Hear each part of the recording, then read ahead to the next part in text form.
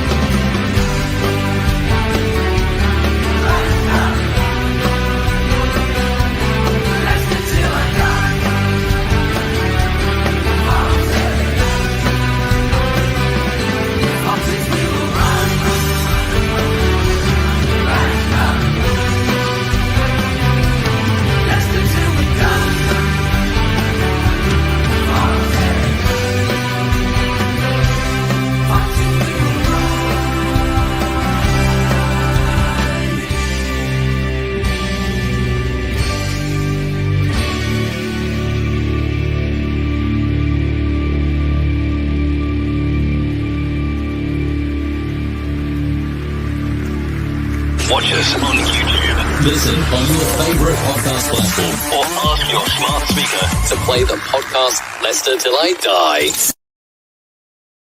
Hello. Oh, look at me. Let me just swallow me Viagra again. Ah, there we go. Works every time. Good evening, good day, good morning, good afternoon, good night, goodbye. Hello. Depending where you are in the world, I hope you are well. This is LTiD TV from Leicester Till I Die. Thank you for joining us, whether you're watching on YouTube live, and if you are, please do get your comments in the chat. Try and keep your comments to the topic that we're talking about at the time. Otherwise, basically, they'll get forgotten. We will have a section at the end where if you've got any other questions, we'll come to those. But as I say, we're going to be split it into sort of 4 sections, so do try and keep on target, as they say. And if you're listening via your favourite podcast platform, thank you very, very much indeed for lending me your ears. I really, really do appreciate it. And if you're watching YouTube on catch-up, stick your comments below. Let me know. And don't forget, if you're new, please do subscribe and smash that like button.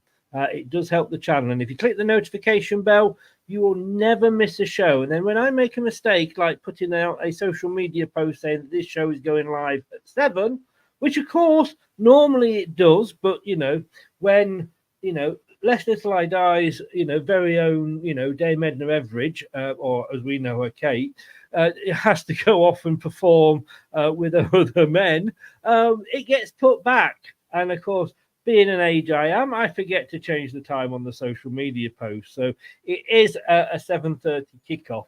We'll also be keeping you up to date with the Middlesbrough Leeds score.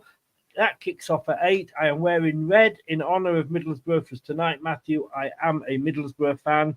Come on. I mean, Middlesbrough win, and then we somehow managed to beat Southampton, and that's not guaranteed.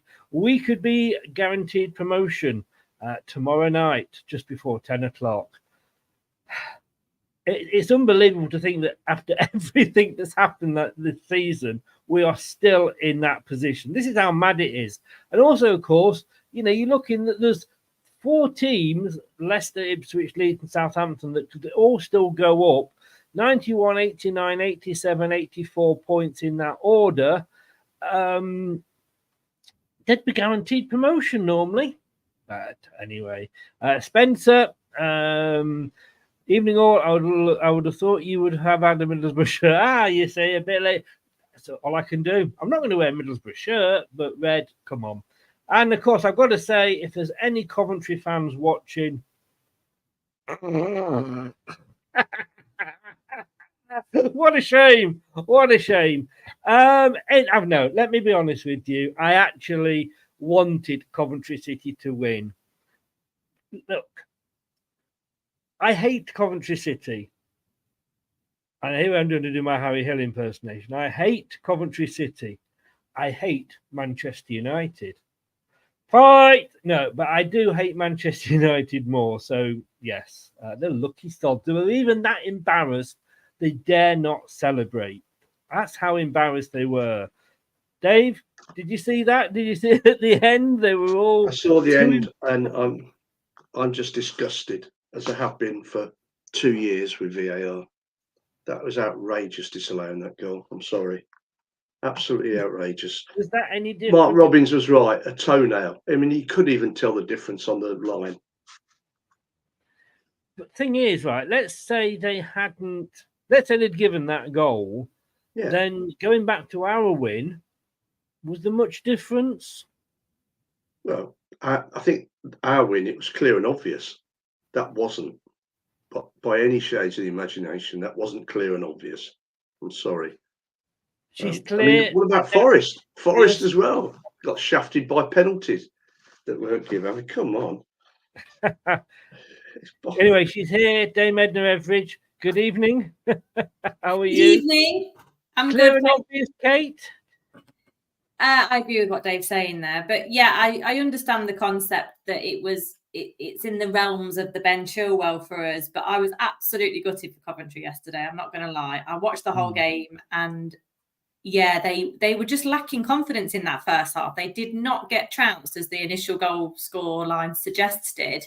It was pure belief that pulled them through to see it through to penalties. But yeah, I was absolutely gutted to see that ruled out. There's no way you can definitively say that the linesman called it wrong. The offside was supposed to stop goal hanging, and it wasn't supposed to encourage players to cut their toenails. No. For me, joke. That would just bring into disrepute ours, to be honest with you.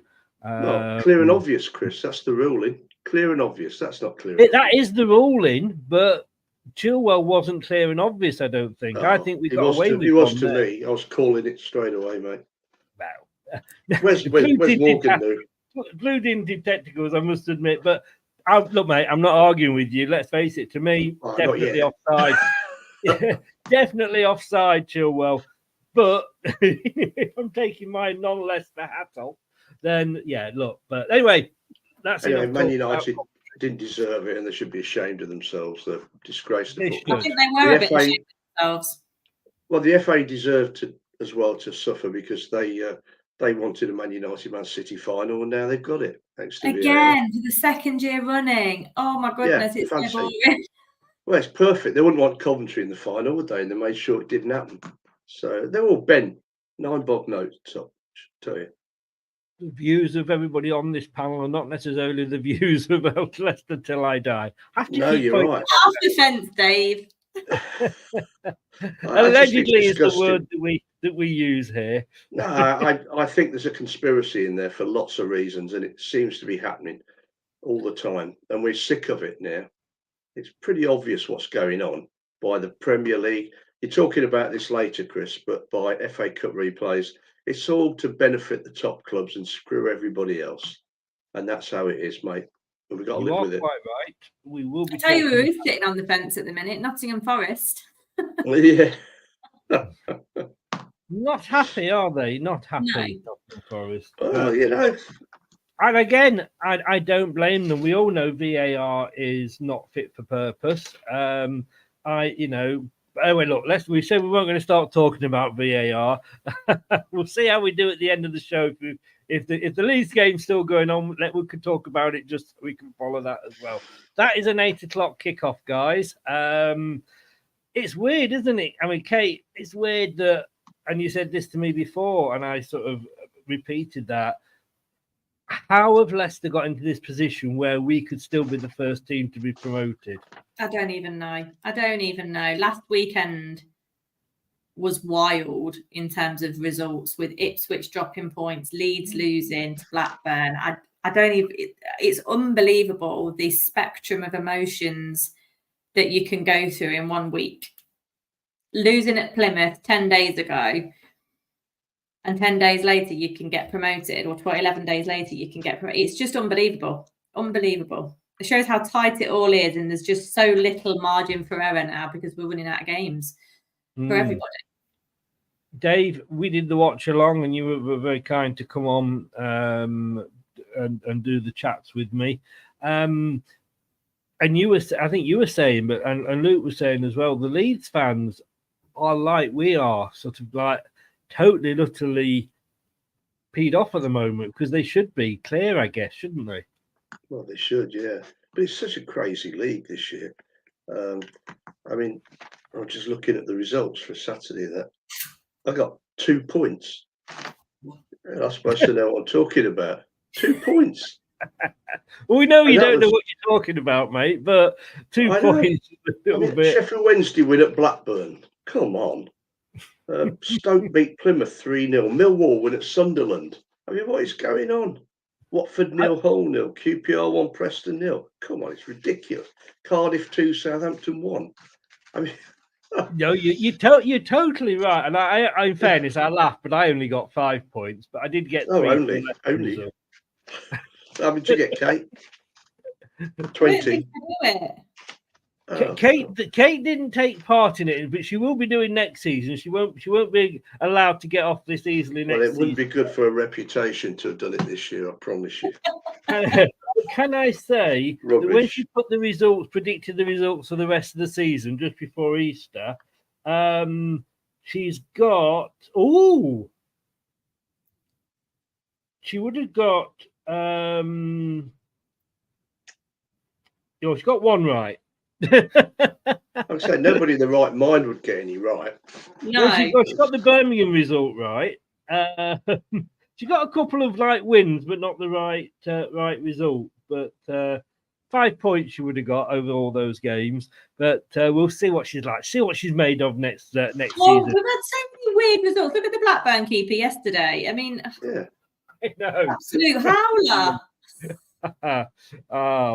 What a shame. After doing all that hard work for us in the game before as well at Leeds. Yeah. Maybe that was it. It was done. He was totally knackered. That was it. Yeah. But look, right, we've got a few things to get through. Different topics. I got 0-0 tonight. If that helps anybody, so it's going to be a win either way, isn't it? Somebody's going to win. It won't be a draw. Well, a draw would a draw be that bad for us? Because that would give. No, but I'm saying it won't be because I've predicted that. Oh yeah, no, but I'm just thinking if it is a draw, that would give Leeds 88 points. We'd still have to win, wouldn't we? But as long as we win, they still couldn't catch us. Yeah.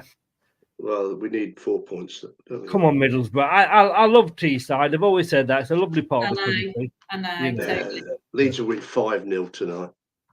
Stop it. I'm going to top myself now. 10 minutes. We still got right, win 2 on. more. We're up. Still got what? Sorry. Win 2 more. We're up anyway. So 2 more wins. This is true. Oh, you want to make it hard for us? No wonder you got suggest another season in the Championship would probably not do us any harm with the youngsters coming through, and it's more fun than the Premier League. But there you go. Moving on. Spent too much Kate, time. you mentioned this earlier. Leicester City announced season ticket price rise, an extra £20 fee for actually having a physical card. I think the actual £25 fee for having the physical card has peed off people more than the actual increase. Yeah, absolutely. It's some real poor communication from the club, that, and a really poor decision from my point of view. But on lots of reasons, if you want to charge for 25 quid, just put it into the whole, encapsulate it within the season ticket price, and people don't need to know. Do you know what I'm saying? Like, if you broke the season ticket down into minutiae of categories of this much goes to the kiosk, or this much goes to the stewards, or this much goes to the pitch maintenance, we probably all kick off about different categories and how much they cost. So I don't really know why it's not been built in, and then say, if you decide to go digital, have a 25% discount, have a £25 discount. Yeah, I mean, I like how they communicate is awful, but 25 quid for a piece of plastic. I've already got one. I don't need to be charged another 25 quid. I've got one. If you've got one, I've not got an up-to-date one, obviously, because I'm not a season ticket holder anymore, but I have had them in the past. And Dave, maybe it's because I'm old school, but I liked having the card. And if it said an extra £5 or even an extra £10, I'd have gone, fair enough, sort of thing. You got postage costs and what have you, but 25 quid. Yeah, I think last year they were trying to get everybody to go digital, but it didn't work very well. The system didn't work. I remember me and Vicky driving up there desperately trying to get it onto our phones, but we just used the cards in the end. Yeah. Only in fact, the 1,700 cards didn't work. people took it up. Sorry, love? Only 1,700 people have taken it up. What, season tickets or the £25? The digital tickets for this season, only 1,700 have taken it up. Well, there's a lot of old people that have season tickets, and they can't do that. They don't have smartphones, let alone anything else. I got stuck behind Nokia's. an older chap who was trying to get into the turnstile using his NHS COVID pass. I'm not even joking, because it's the same colour. He wouldn't work, and I was like, "Oh, can I help?" After a few minutes, like, "Can I help you?" And he said, "Oh, here we go." And he showed me his phone. I was like, "That's your COVID pass, mate. I'm really sorry." David, you never told me you were going to the game. Yeah, and you don't need that anymore. Easy mistake to make without your readers on. No, it's not. It's bad PR, isn't it? It's very releasing bad PR. it, Dave. Releasing it Sunday evening when nobody's really paying much attention, because it's Sunday's very much, I suppose, if there is a family night, it's Sunday and people are thinking about work the next day. They're not thinking about the football club because they don't think there's going to be any news released. And I suppose it's the case of that old, release the bad news because something worse has happened, and they've kind of released it, I think, in the hope that it'll sneak under the carpet because nobody's probably going to notice it. Yeah, I suppose they're looking at it in the way, how else do we get people to give up the cards and go digital? I'm guessing because the cards, I know why they're doing it, because people give cards to other people, so the guys that should be getting in on the cards are giving it away. And maybe it's people like me who gave it away to somebody who should be paying a full price, that sort of thing. And that's why they're doing it. The club aren't losing out, because if you give your ticket away, right, or lent it to somebody else for that game, because you couldn't go, and let's be honest with you, if you've got a season ticket and you can go, you're going to go. Otherwise, you won't bother buying a season ticket, And when I had a season ticket, living down here in Poole, I couldn't get to every single home game. So if I didn't go, I wasn't able to give it away because I'm down in Poole and nobody else around here that I know that supports Leicester. There's an empty seat. Yeah, well, I was lucky because I knew people in the same block, so I gave it to them the game before. Yeah, but what I'm saying is, met them outside. But I know what you're saying. There'll be an empty seat. Yeah, there will be, and there were quite a few. I don't know why there would be. So the club technically aren't losing out, are they, Kate? No, they're not. The official party line, I think, has been, from what I know, is that they said it's in the interest of security, so they know exactly who is in the ground at any one time on the game day. But if it was really about security, in my view, I think it would therefore be mandatory. And it's not mandatory at the moment. I think it's all about control. And I do think it's to stop people selling on or using tickets for free. In the couple of games that I can't go, my dad mainly takes my ticket. And I don't think they like that because he doesn't pay me for it. But I have paid for that ticket. That is my seat for the season. Plus the fact you get it cheaper. If my dad can't go, I'll ask a couple of other mates who sometimes I charge. It depends who they are. Sometimes I charge, sometimes I don't. It depends if I know them well enough, particularly. If I ask close friends, I won't charge them. But I'll try and sell it on so the seat doesn't get wasted because I don't want my seat to be wasted. But there's no incentive for me or easy path for me to give it back to the club to sell on. Apparently, you can do it up to 4 times, which I didn't know. In terms of allocating your ticket to a friend, you can allocate it to a friend up to 4 times a season, but that's not clear. The path and the route to do that is not clear from the club. They all they talk about is resale on the resale platform, where they take the ticket back for that game and they sell it for £20 more per seat than I pay on a season ticket. It's not clear. But to me, it is the case of they have had the money for that seat. Now, if you lend your card to Dave, let's say, Kate, because you can't go, and then Dave decides to go all caveman and have a fight and everything, and it's it's not going to be him that gets banned as much as you as well, because it's been your season ticket. Well, that's up to you because you've given it to somebody, and you would hope that person would respect that and is not going to cause trouble. So this a safety reason. I'm sorry, you know, they know what the capacity of that stadium is. If there is sort of need to get numbers, Dave, they can say, right, we've got 32,156 in. We've had to evacuate, but we've only got 155. We're one short. So I don't see where this particular security thing comes in. And there's cameras all over the place. So if it's nonsense. You're going to be on camera. And what they're doing is treating us like kids, because Kate wouldn't give her ticket to somebody that's irresponsible like me. She'd give it to like someone like a dad. You know, I mean, I gave he might be worse than you. Yeah, he had a few fights in his lifetime. Hello, Mr. I've got to get on his good side now. I mean, I only gave my ticket to either relatives or friends that I'd known for a long, long time.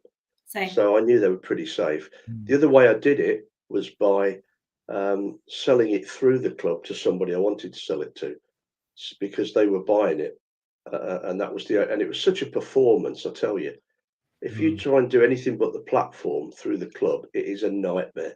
They want names, address, date of birth, size of genitals. I mean, it's just pathetic. It really is. And I said I'd never do it again. Is there a drop down box for that, Dave? Eh? Is there a drop down box for that answer? There's a lot of drop downs to that one, but it's yeah. But you see, the slight difference with you doing it, Kate, and me is that you can't sell to anybody who should pay more. I can. Yeah.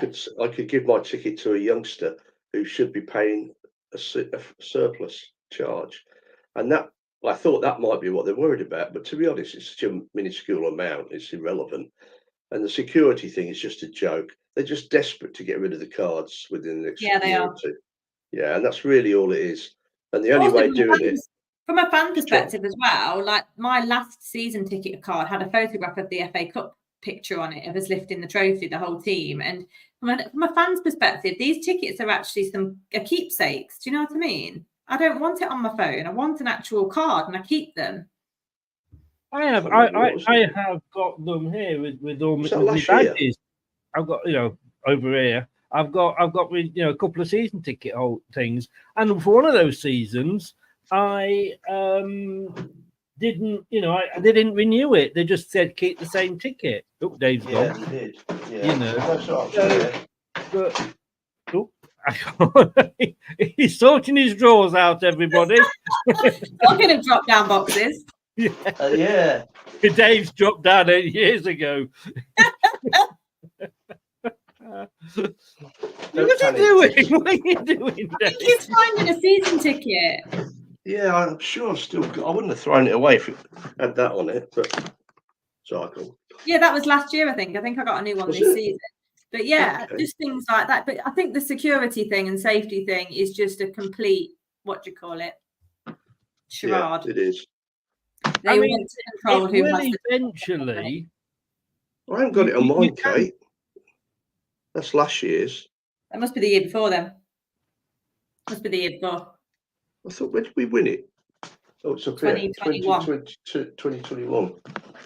So it would have been 21-22 season. Yeah, 2021. So 21-22.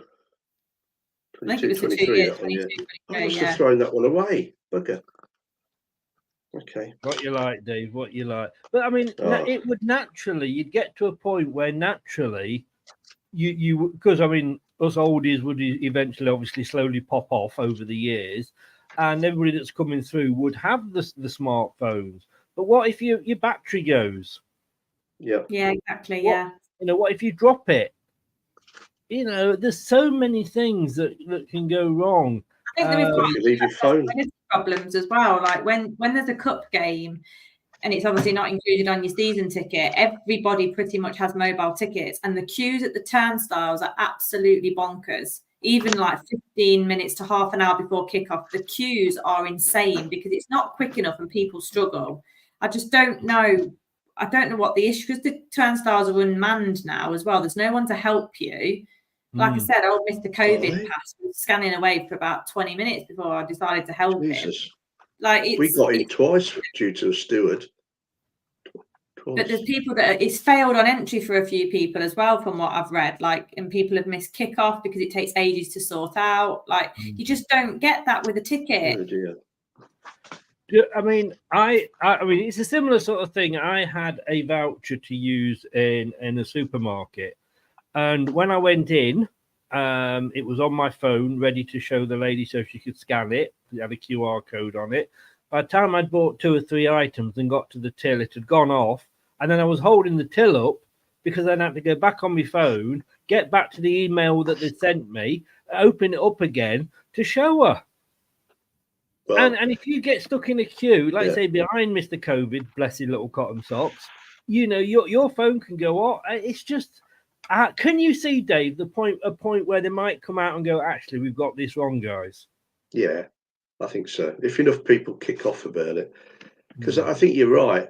Phones are all well and good, but they can create terrible things. It cost Kathy about £95 when she did it, because she went to get back on the thing to get a discount voucher, and it slipped out of hand, almost hit the cashier and fell on the floor and smashed.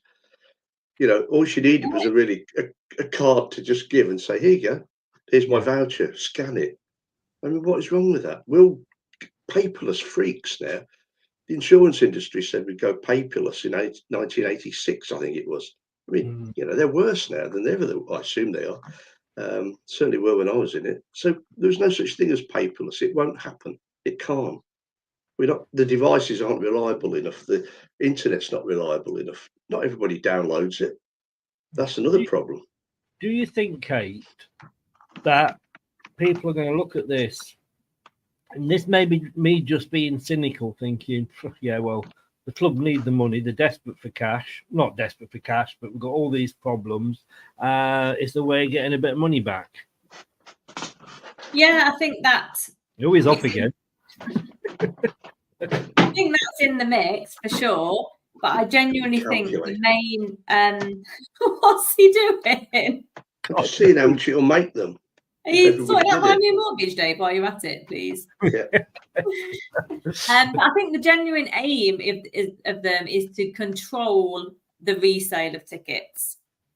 That's what I think the genuine aim is, and they can't do it. They can't do it. But then, okay, so let me put this to you then, Kate. As you know, I play devil's advocate here. I've got a season ticket.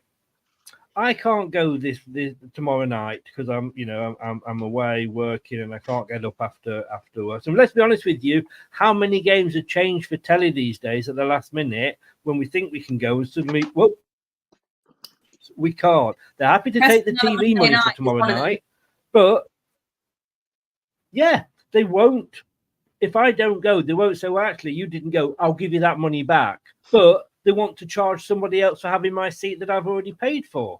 Yeah, absolutely. So what does happen, like Dave said, there is more and more empty seats. Not just the cost of the seat being empty, but the average person, I don't know, may spend a £5 or something at the kiosk per match. Yeah. You lose that extra revenue as well. You get half a pint for that, wouldn't you?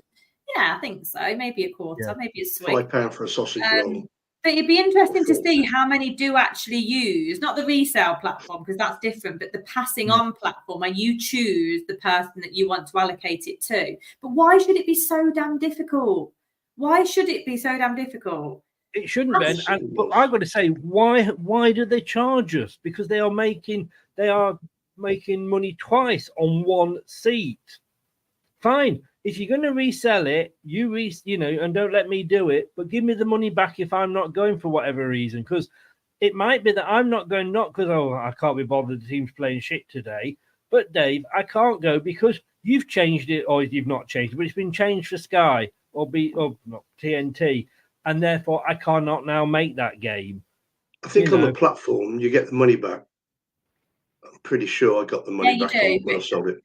But if I sell it to somebody else... how many of us do we take the full payment for? When I had a season ticket, I lent it to people. I didn't charge them because they're friends, but I couldn't go, so it was being wasted. So I'm not necessarily going to charge them for that. Or if it is, it's a nominal. Give us a £5 for a pint or something. Yeah. Where do you live? I'm next to Weatherspoons, mate. Next to Weatherspoons. Yeah, I reckon that'll make them if everybody paid. I'm assuming we've got about 20,000 season ticket holders. Is that right? I think it's 16. No, sorry, 23. 23. Sorry, it's 23. I think. Oh, is it? Well, 20,000 at £25 is 500,000, 500,000, isn't it? Is that right? And if that's true, that's peanuts. If we're honest, for the bad will they're going to get, 500,000, and in the scheme of things, is nothing. You know, I mean, it's just crazy. Oh, it is. Can I just say that was a very nice lead in here. Shameless plug, B&Q time here. Talking of Weatherspoons and being down the pub, we have a new show that's coming up. I think it's Tuesday the 14th. Let me just double check. I have everything down. You got a pen, Kate? Write it down. Yeah. Tuesday the 14th of May. You don't have to write this down because it doesn't involve you two.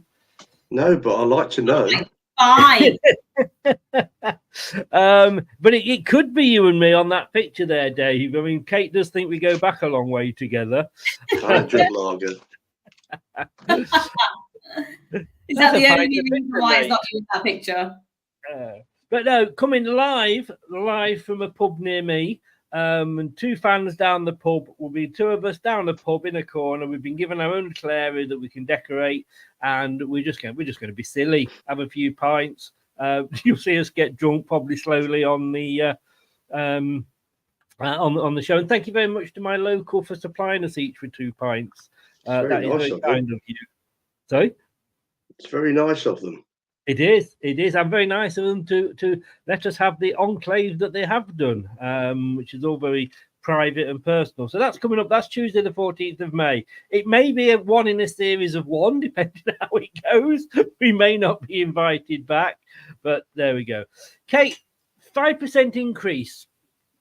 I mean, we went. I don't think we can complain about a 5% increase. I mean, I know it's cost of living, blah blah blah. But how many years did we go when they didn't increase the season ticket?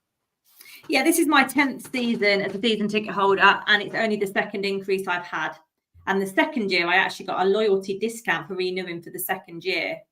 So I have absolutely no bother. And I've read today that the average Forest season ticket, which is just up the road, was 25% this year. 25% increase for a Forest fan.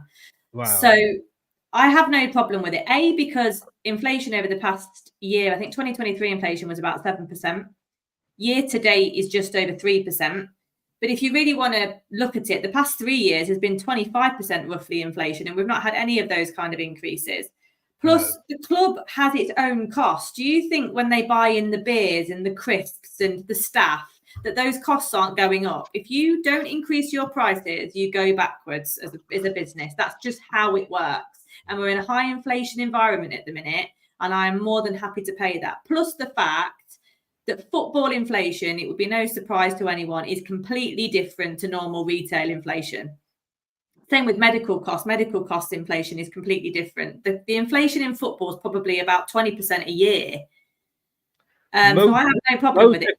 Motor car insurance isn't completely unrelated, as my 4% that it should have been if it was inflation turned out to be 44% increase. There we go. Yeah. So it's don't go with direct line, folks. So yeah, I have no problem with 5% increase. I want my club to continue to do business, and you have to meet the real cost of living to be able to do that. I think she's right, Dave, isn't she? 5%. And, you know, anybody that complains about, I don't know how many people, if any, are complaining at the 5% increase. We did go, as I say, many, many years when they just didn't put it up. Maybe they should have done. But I'm just reading here, Dave, that it says the cheapest season ticket at the King Power next season will be £404, up from £385. That is what, £29 increase. That's not bad, is it? Really? Nothing, is it? Absolutely nothing. And so it's £40 a month because you pay over 10 months if you want to. It just says here it's the second time in 3 years City have raised the season ticket costs, albeit there was a 7-year price freeze prior to that. Dave, tell me how many other clubs would have frozen their season ticket prices for 7 years? No, nobody really. I mean, what's a home game cost now? Any ideas? About 50 Ticket. quid. Hey? Yeah. Jeez. I think it's upwards of 40. I think where I sit Well, is about You're 50. paying for one game. It was 60 for Premier League, my seat last year. Wow, you're paying for one game then, effectively a month. Yeah. So that's not bad, is it? Eh? That's a bargain. I think it always has been a bargain at Leicester to get the season ticket. Yeah. And look, we want best players there that we can afford. We want a new stadium. I prefer seating to standing, but that is purely an age thing, and what have you. And if we want all these shiny stadiums and extensions, and we want the decent players, we've got to say there's going to be some form of increase. And like Kate said, Dave, what they're playing down the road at Forest puts it all into perspective, really. Yeah. Well, they need it more than we do, don't they? But similarly to that, I read today that Bradford, the other end of the spectrum, they charge their fans for the cards, but only £5, which is much more understandable. If a £5, we'd all go. Yeah, Don't stop. Middlesbrough one up. No. Yeah, 7 minutes. Yeah, 7 minutes though. I've just seen as well, Luke Thomas is at left back tonight. Come on, Luke. Yeah. Cool. He won't play against us, I don't think. I presume we've got an agreement where he doesn't play. I'm still on 6 minutes. Oh my goodness. Tinternet down here isn't working. They've got Bamford up front. Isaiah Jones has scored. And no VAR either, so that's a bonus. When it's up there, it's up there. OMG. Sorry? When it's up, mate. Is that drop-down box talking? Would you agree with that, Kate? When it's up there, it's up there. When they were down, they were down. And when they were only halfway up, they were neither up nor down. Hey. She sings every week for us. Yes, she does now. Now we know a karaoke secret. It's a bit early to score. Don't be taking the wee out of the Duke of York, because he was a manic depressive. You know that, don't you? Well, when he was up, he was up. Anyway. That's worse than my singing. Thank you. Well, yes, I have to say that. This is why Dave gave me the breakfast show job, It's out there. Yeah. Look, it's literally just changed on my computer now. So come on, Middlesbrough. Stop the clock. Stop the clock. 92 minutes to go. Yeah. Where's Donald Trump when you need him? End it now. End it. And apparently they've got Bamford up. Well, they have got Bamford up front, who apparently is as popular at the moment as Daka. So my friend at work, who's a big Leeds fan, has said they are so flat at the minute. They don't create anything. Can't see them scoring. So it's interesting. I think they're having a real. I think they're like us. I think they're just suffocating a little bit, and they can't get going. Told you it wouldn't be 0-0, didn't I? Oh. You did. You were right for 6 minutes, Dave. You were on the money for 6 minutes. Jesus. Oh. Latte Lass got the assist. What a name. Latte Lass. Yes. Yeah. Go on, son. I'm trying to think of some coffee-related joke there. You've got Flat White playing as well, are they? Yeah. Well done, Dave. I'll nod them over. You neck them in the net. Yeah. So yeah, I think we accept that. Yeah, the 25%, the 5% increase. Yeah, we get that. 25 quid for a plastic card. No, we don't. Unfortunately. Right, we're going to go on to the next subject. After this. Subscribe to our YouTube channel now and make sure you never miss another upload. Never miss another upload. And make sure you do this. And I did this earlier and I got told off. There we go. Do that. Subscribe. There we go. Anyway, I like that. It hit Dave. It's been announced. It has been announced that Leicester City handed 15 million FFP boost, a Seagrave deal confirmed. The latest Leicester City news is latest accounts show a deal between City and King Power for the naming rights of Seagrave Training Ground as well as the King Power Stadium. Does that 15 million include both? Do you know? I've not seen that. Oh no, it's 15 million. No, Sorry, Leicester City have been handed £15 million boost for their struggles against the PSR, with the account showing a sponsorship deal for both the club's stadium and the training ground. The Fuller Club's accounts were released on Company's House this week after the club released them earlier in the month. That was when it was revealed that the club had suffered a pre-tax loss of 89.7 million. 15 million. I mean, okay, it's King Power. Doesn't mean a lot to say that it's the King Power training ground, but 15 million seems quite cheap. It wouldn't even get you well, it would get you Fatawu, obviously, but it wouldn't get you many decent players, would it? Not in the market that I think we will likely need to go into. No, we're going to have to find some diamonds in the rough again, I think. But hey, it's 15 million quid. I don't think we should turn our noses up at that at all. If that even helps towards the running of the Seagrave or the stadium or towards the new stand, it's a lot of money. It's a lot of money still. But yeah, I know what you're saying. What did we buy Cannon for? 8 was it in the end? So we're talking sort of a couple of players of that ilk that are either unproven and young but have potential, or longer in the tooth like Cody, who, are proven but maybe coming to the end of their careers. You know what I thought when I first saw it? I thought it's cheap. I thought it was to try and get around the FFP rules last year. And it's in the accounts for last year, so it would cut down our loss. But then I'd have said, why didn't we charge him 30 million? Because you have to keep it commercial, and it has to be in line with the sponsorship deals at the current market rate. You can't seem to be too overinflating it, if you know what I mean. It'd be interesting to see how much is it LTiD are paying for Manchester City's ground, to say that that's half empty every week. Oh, did I say that out loud? The fans are charged 100 quid for a card there. Yeah, well, exactly. Duncan, hi. John, hi. Duncan, who I had the pleasure of locking horns with earlier in Luke's chat. Nice you to pop in, mate. Hope you are well. He's a Daka fan. He is a Daka fan. But welcome along, Duncan. Thanks for joining us. I suppose they can't go silly because of what they just say, look, is 100 million and let's wipe the FFP off altogether. I guess it has to be sensible. But if King Power say, well, we think it's worth it for the things we'll get out of it, who's to say? I don't know, mate. I just thought that's the first thing that came to me. We could also sell ourselves a couple of hotels, couldn't we, like Chelsea have done? That would solve the problem. Well, could we not, Kate, have just got, I mean, yes, thank Top and what have you for doing that, but maybe could we have got more if we'd gone outside of the of KP? Yeah, I often think that because, I mean, for good and bad reasons, Leicester's quite a good, strong commercial entity. They're in the press a lot. It's a good. Not always for the right reasons. Let's be honest. No bad publicity. No, there's no bad publicity in the world, is there? So, no.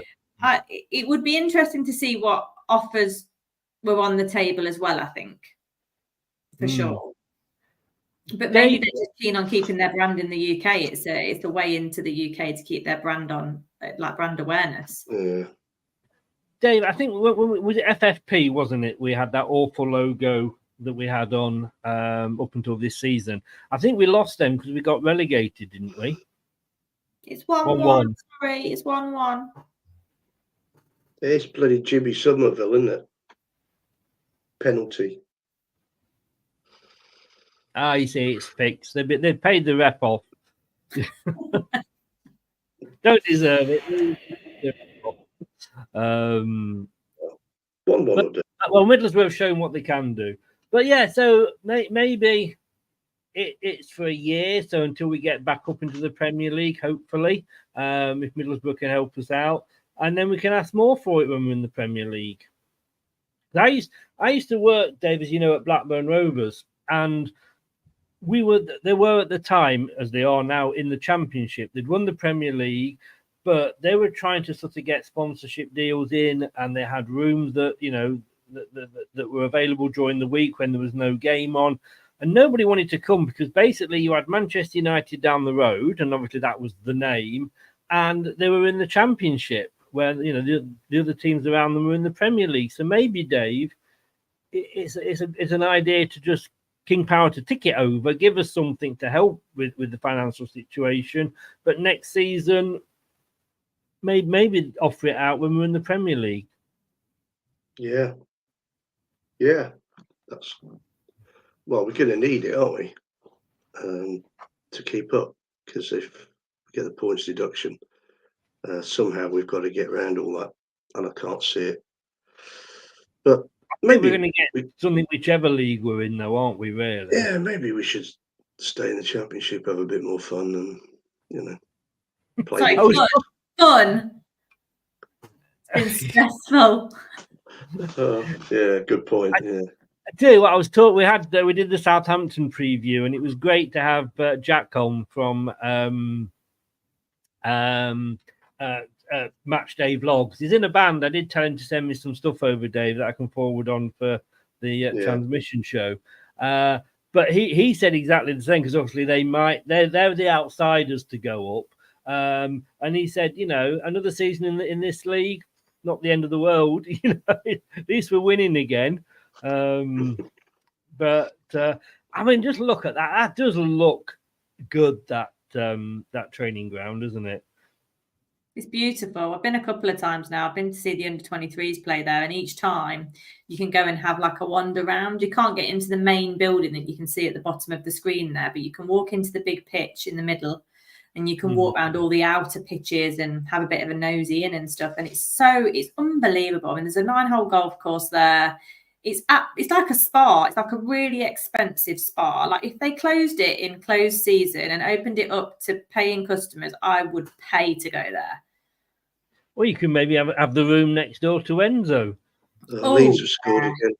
Oh, for God's sake, Middlesbrough. Yeah. Luke, come on, pull it together. Patrick Bamford. Of course it is. Oh, what was I saying? In Leeds. 3 goals in 20 minutes.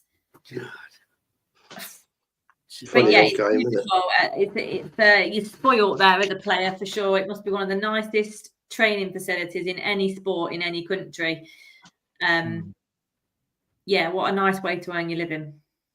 Indeed. I'm just seeing where that I'm still at 1-1 at the moment, but we're going to go through the emotions today, aren't we? As Barry said, well, you know, I didn't expect anything else, to be honest, so I'm still relying on us winning 2 more games, and that won't matter then. No, that's true. We shouldn't rely on other teams. It would be nice to do it at home, wouldn't it? Yeah. You know, that's the thing. It does look a bit Teletubby-landish. I haven't worked out that grass going up the side of the roof of the covered pitch at all. Why that is done like that? I've still got 2-1. Bloody Leeds. God, I hate them. I absolutely hate Leeds. In fact, I hate Leeds more than I hate Manchester United. I should start a table of teams I hate. Nah. We're going to have all the Leeds fans coming back out again now, aren't we? Well, look at us. You know, we've been hiding under their stone for 3 weeks. We've still got to win 2 games and we're up, so it doesn't matter. Correct. 2 home games. This is true. Right. Okay. So moving on.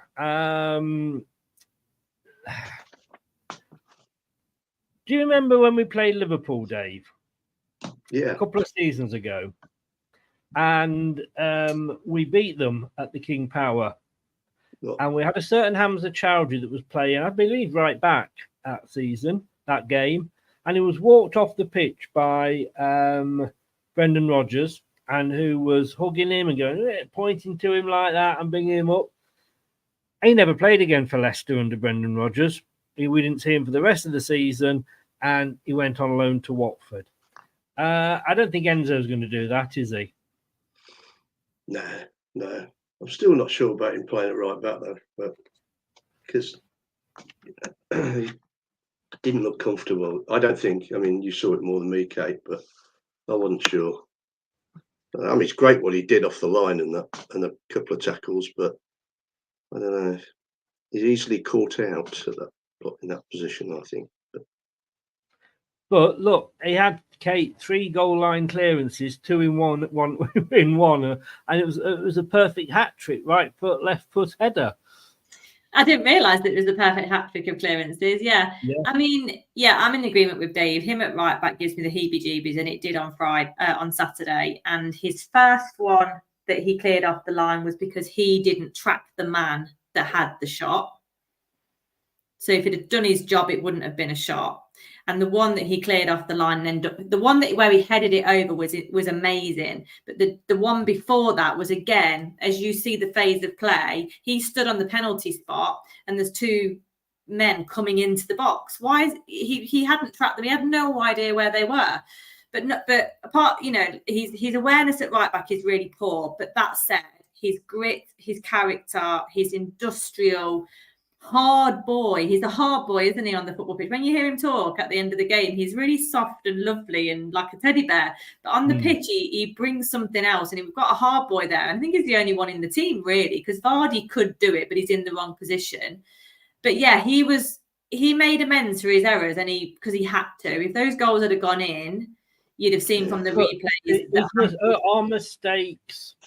I mean, I look at their goal.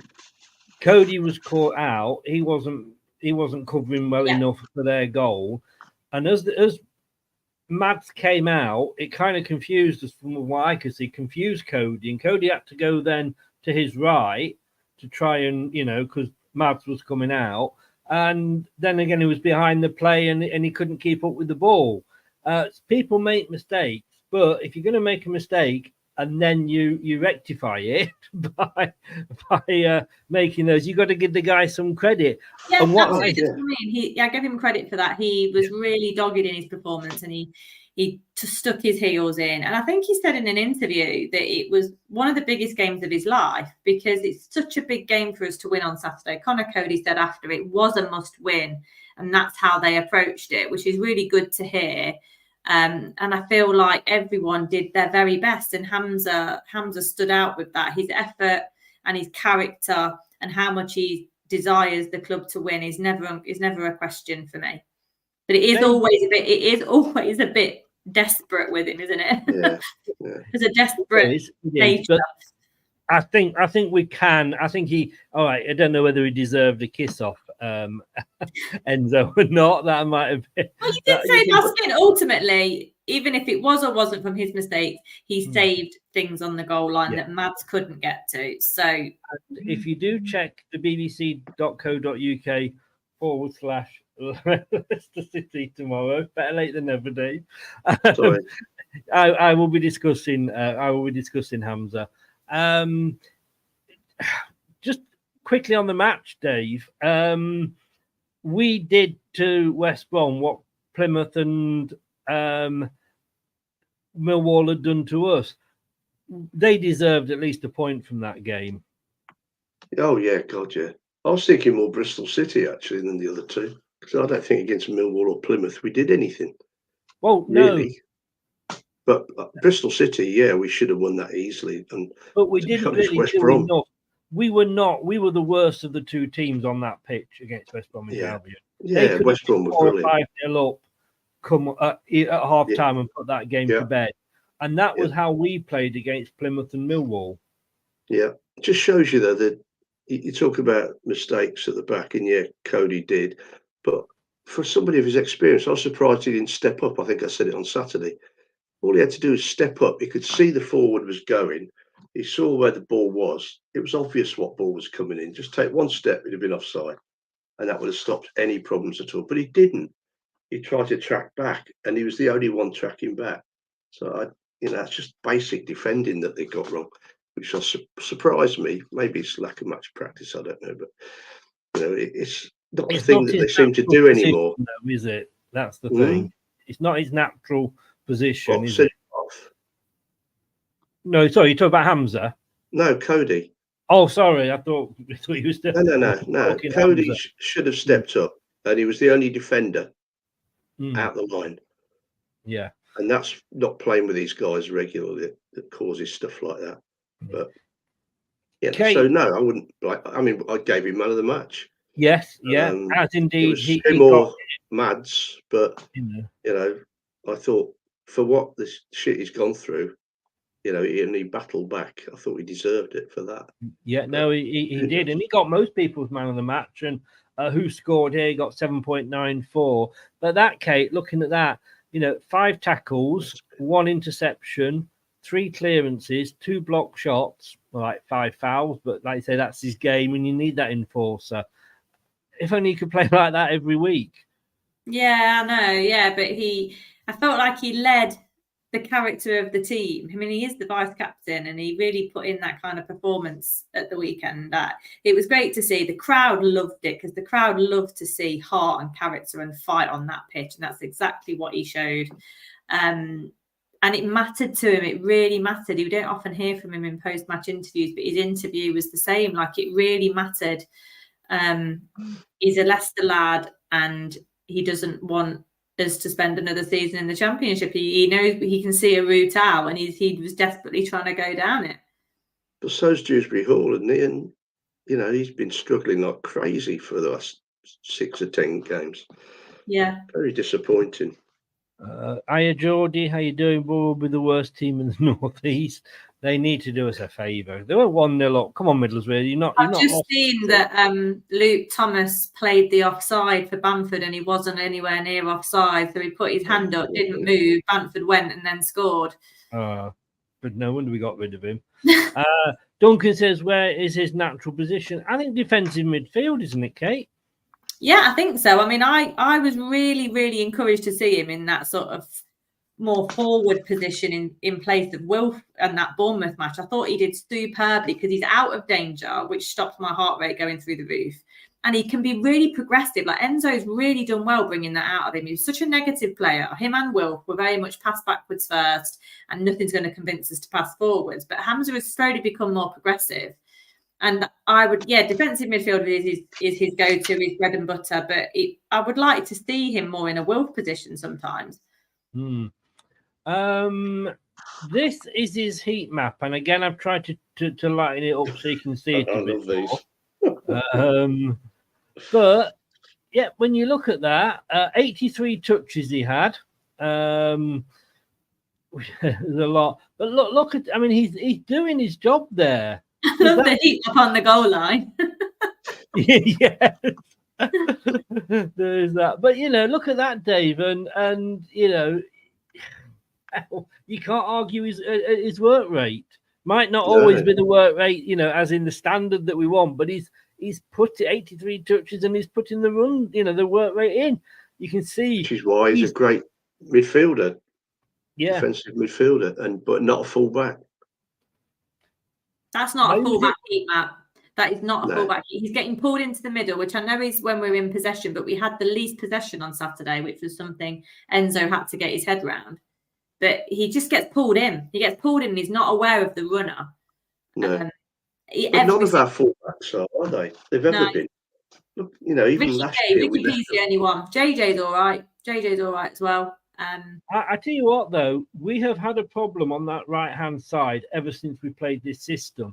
And when was the last game Ricky P played? I can't remember what it was, but I remember thinking we'll have that covered now. We had the same problem with Ricky P. It was Plymouth.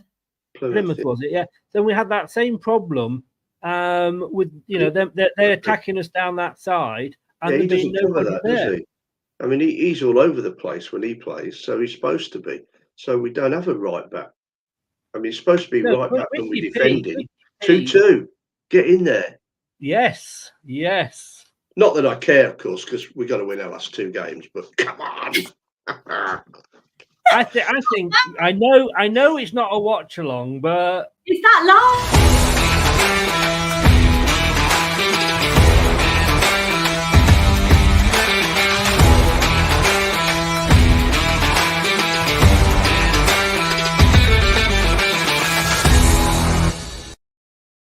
I think we're allowed to celebrate. Is that Latte that scored? Yeah, the coffee maker scored again.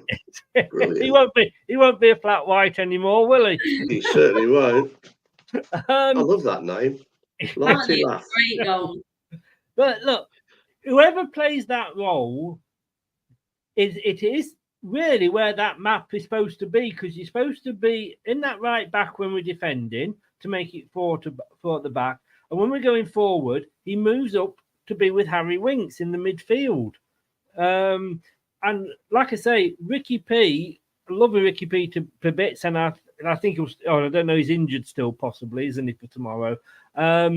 But I just think even he was leaving gaps in that. I think the system does leave us open there because you haven't got somebody there all the time.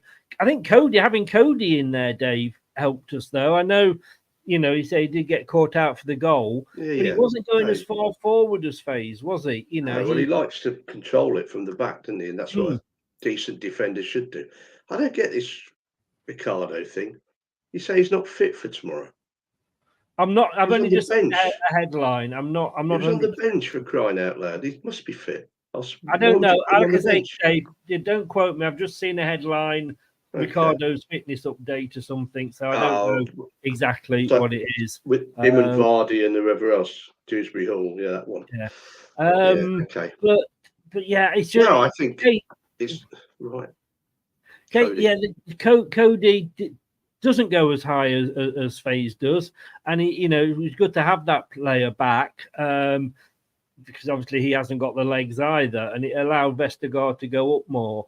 But since we're playing this Enzo way, and I suppose you could say it's the first season, the players still need to get used to it, etc., etc., etc. But it does leave us open down that right-hand side, doesn't it? Yeah, absolutely. And I think teams have definitely figured that out. And I also think that it's a system that can work if you have pacey centre halves. And I just don't think we've got pacey centre halves. Even with Fast, he isn't slow. He is the quickest of the three, but his awareness isn't great. And he isn't tight enough when he is in those positions. Like we saw with the goal he gave away at Plymouth, he's not tight enough when he is in that position and can cover the right back area. So it's one of those things where we have the modern day manager has their philosophy in their mind, regardless of personnel. And it's something that's a constant battle throughout the season, with injuries being in as well, that it's just a constant battle to try and make square pegs fit in round holes. And for us, I'd say 8 of the holes fit, but there's probably 2 or 3 that don't. Don't start. Exactly. Ricky P, sorry, Duncan's just said is expected to return to the lineup. He's got to play. Hasn't he? And yeah, I mean, Fatawu, he is good as a winger. I mean, he does more defensively than Mahrez ever did. But I think we just gave up on Mahrez and just. I did more than Mahrez did from the stands. Sorry? I did more than Mahrez did from the stands. But you forgave him for everything else that he did for us, didn't you, really? And Harvey Barnes. We had 2 non-defending wingers in those days. You don't necessarily, if we're bringing Fatawu back all the time, then he's knackering himself up when we have a break to try and maybe that's why we're going forward so slow. Because like I said, a number of times, not just against West Brom, but I've seen Dave, where we get the ball, we get the break, and then we stand on it and wait, but it gives them time to get 7-8 defenders back. I mean, at one point they had 5 in a line defending against us. The 3 centre backs and the 2 wing backs. We don't seem to take advantage when we do get that break. No, because we're scared. You notice. Who was it? Indeed, in about 5 or 6 minutes, tried to pass it when he should have had a shot. I mean, they seem scared to have a go. Indeed, indeed. Right. You all right there, Dave? No, I've been talking too much. Well, you always do that, mate. Right, we'll be back with our last section after this. Leave a like now. Alrighty. So the Football Association has scrapped FA Cup replays from 2024-25 and insists all parties accepted they could not continue. It was announced that the competition will only be played on weekends with the replay scrapped from the first round onwards. I think this is a good idea. I don't think it's necessarily, it needs to be tweaked a little bit, but if I'm a chairman of Stockport County and I draw Manchester United at home, and I know the ground's a bit awful and it's not, and that their players aren't playing very well, and I'm 1-0 up, it's almost like the chairman is saying, let them score and equalise, because that means we can get a replay at Old Trafford and get some more money in. But surely they'd get that money in if they won at their place and went on to the next round, Kate. Yeah, I'm not sure that's the exact situation that runs through. I think it's when clubs unexpectedly get an equaliser against Manchester United and have earned the draw that they then think we can go and get the replay. I don't think clubs necessarily play for the replay, but I disagree. No, I was being a tad tongue-in-cheek. No, I know you were, yeah, but I think that's how it kind of often happens. Tongue out your cheek. That they've earned the right to play them again and give it another go. So that's just, to me, the essence of the cup. And it feels like only the people that are bothered about the Champions League fixture list have been consulted. So the problems that all the managers have been moaning about this season in the Premier League are the problems and the timings between league games and Champions League games. They're the only people that are moaning. So change the Champions League format and change the Champions League timings, not the FA Cup. That's my view. And I just don't believe that all parties accepted. How come so many people are kicking off then in the lower leagues if all parties accepted? That's just the essence of the cup for me. I don't like extra time. I would like to see the end of that. I think if you can't do it in two sets of 90s, then it goes to penalties. But that's just my view of it, really. I don't think the true clubs that benefit from a replay have been asked. Are we not playing too many games, though, David? I mean, look, we could do. Why not? We'll extend the Champions League, surely that would help. Well, they've done that, haven't they? Yeah, exactly. What a load of old tosh. Absolutely.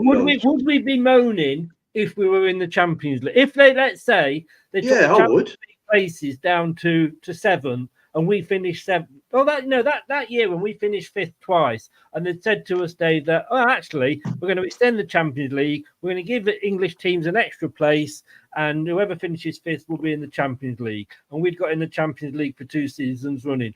Would we then be complaining? I don't think we would, really. Let's be honest. Oh, bugger. Oh, no. Anyway. It doesn't matter. We win 2 at home. Would we be complaining then? Well, I would, because I think it's outrageous. I really do. I'm sorry. I think it's would. But why? Yeah, surely, because it's the oldest cup competition in the world, for a start. It has traditions. And I was looking back at some of the old... Scrapping the FA Cup. Hmm? This isn't scrapping the FA Cup. It's just scrapping. All right, then. Let's say Man United are drawn at Stockport at home. Then let's give them the option to say, actually, we want to play it at Man United. Well, then VAR will come in, won't it? And then Man United will win. Well, VAR. Let's keep VAR out, because that's a different topic. But to me, Chris, there's no argument. I'm sorry. I look back over the years at all the replays, even the second replays, and we've had a couple of those, especially with Arsenal. I mean, there were some of the brilliant nights you could ever have, and we lost by a dodgy decision, but, it's great. And look at some of the replays that have gone on with non-league clubs. Well, look at Harlow and Leicester. I mean, I trekked all the way over there and got nearly beaten up and we lost. But for Harlow, it was incredible. And you're taking that away now, because we'd have finished it off at Filbert Street probably, after extra time. It's so wrong, mate. It really is so wrong. I'm just wondering how many games it would actually affect. How many replays are there? There's not many, is there? No. It would stop. So let again, all right, and again, as you know, devil's advocate hat on here for That shuts him up. Yeah. this whole about time, conversation. innit? But Oh, he's let's back. have Duncan Shelley says the replays. Oh, I'm trying to talk here. The replays have kept many lower league clubs going. That's what I'm saying. It's not about the glory of the cup for them. It is about the money. And yes, it should be about the money for them because that's what they need. But then if Stockport draw Man United at home, give Stockport the opportunity to say, right, we'll play it at Man United's ground. Okay.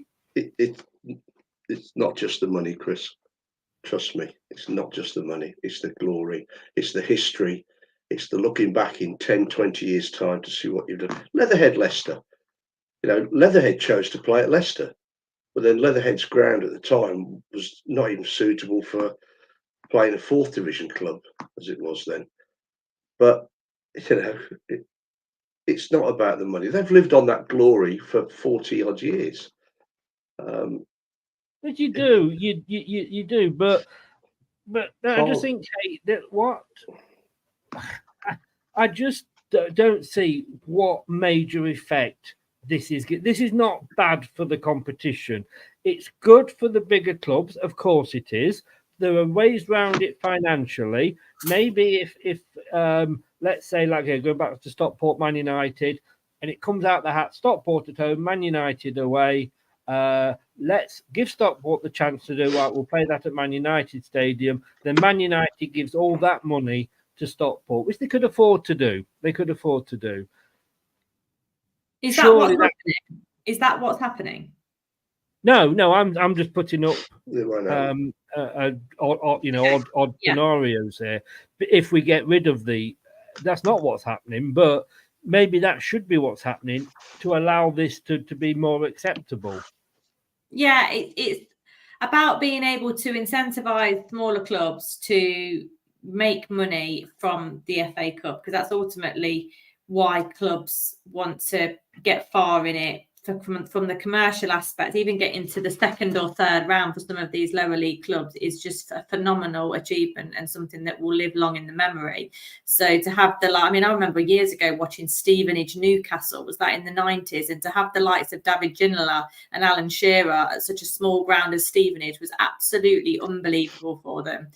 And that went to a replay at St James's Park.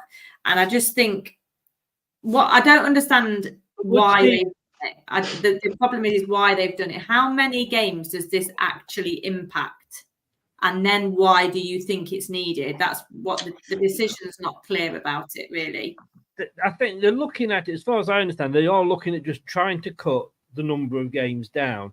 The argument I would throw at them is, well, hang on a second, you've kept 2-legged games in the League Cup. Yeah, who are they looking at putting fixtures down for, though? Who are they looking at doing that for? Premier League. Exactly. But then, if we were in the Premier League, I'm sorry, I'd want the best deal I can get for me while we're in the Premier League. It's only because we're not in there at the moment.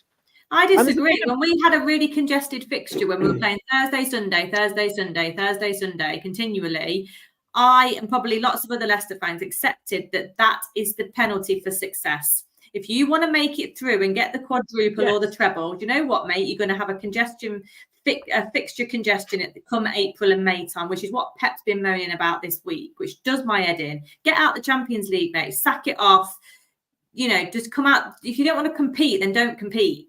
But that's the penalty for success. And I don't mind that. It's hard to manage, but that's what you strive for. Yeah, I mean, Duncan says here, he makes a couple of good points. I'm sorry. My club is Leicester.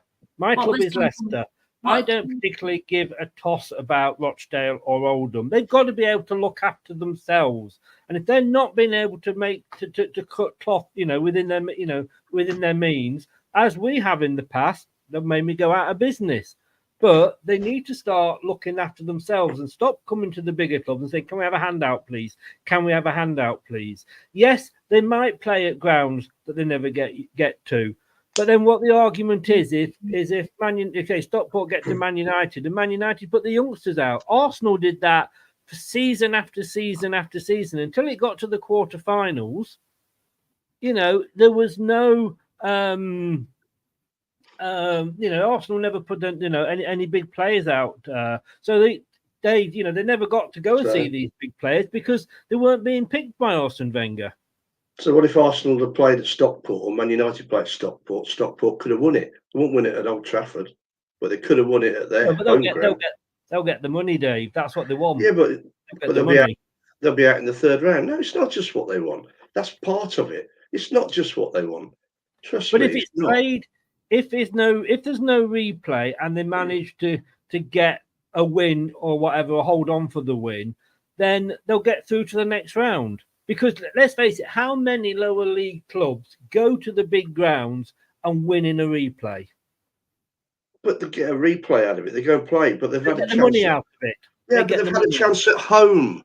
They've had a chance to beat them at home, and lots of clubs do. You know, Hereford beat Newcastle in one of the most classic FA Cup games ever. Yeah. Should they have played at Newcastle? They wouldn't have won at Newcastle. They wouldn't have had a sniff. Not a sniff. But they beat Newcastle at home on the worst pitch you could play on. And that will give them an advantage. And therefore, why does it need to go? Why do we have to have a replay? Because if the grounds are that bad and they can't play the fantasy football on these grounds and it goes to an extra 30 minutes, they've got just as much chance in that time to win it at home. Well, apart from the fact that fitness levels always show, but why shouldn't they? If they've got a draw at home, why they deserve to go and play at Newcastle or Man City? So you will never ever moan about Leicester's congested fixture list? No, never. I've never heard you moan about Leicester's fixture list. Never moaned this year. You sure? Well, unless I had too much whiskey. I